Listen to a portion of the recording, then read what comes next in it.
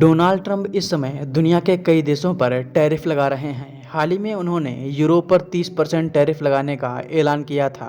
इसके बाद उन्होंने इंडोनेशिया पर भी 19% टैरिफ लगा दिया है। हालांकि ट्रंप ने इंडोनेशिया पर एक डील के तहत ये टैरिफ लगाया है, लेकिन अब सवाल ये कि आखिर भारत का क्या। भारत और अमेरिका एक ट्रेड डील पर बात कर रहे हैं, लेकिन इसमें सबसे बड़ा पेंच कृषि और डेयरी प्रोडक्ट के लिए फंस रहा है। अमेरिका भारत में कृषि और डेयरी प्रोडक्ट की मार्केट में एंट्री चाहता है, जिसके लिए भारत तैयार नहीं है। भारत के लिए सबसे बड़ी चिंता नॉनवेज मिल्क है, जिसे जानवरों के मांस और खून के इस्तेमाल से बनाया जाता है। लेकिन अब सवाल ये कि क्या दूध को मांस और खून के इस्तेमाल से भी बनाया जाता है? आइए विस्तार में समझते हैं। डोनाल्ड ट्रंप चाहते हैं कि भारत अमेरिका को इजाजत दे दे कि वो भारत में अपना दूध बेच सके, लेकिन भारत ट्रंप की इस बात को मानने के लिए तैयार नहीं है। भारत का कहना है कि वो अपने देश में नॉनवेज मिल्क बेचने की अनुमति नहीं देगा।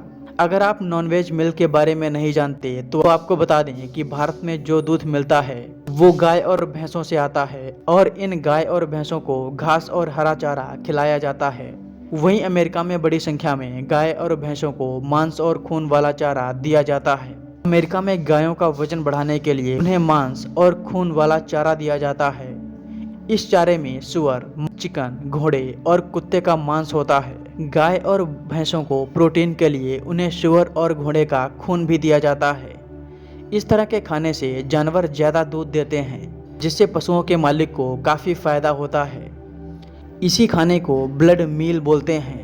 भारत का कहना है कि हमारे यहाँ दूध का इस्तेमाल पूजा स्थलों में किया जाता है। अगर ये दूध भारत में आया तो इससे धार्मिक भावनाएं आहत होंगी। वहीं डोनाल्ड ट्रंप भारत के इस स्टैंड को ट्रेड बैरियर्स बता रहे हैं। हालांकि अब देखना ये होगा कि अमेरिका के साथ जो भारत की ट्रेड डील होने वाली है उसमें अमेरिकी दूध को भारत में एंट्री मिलती है या नहीं।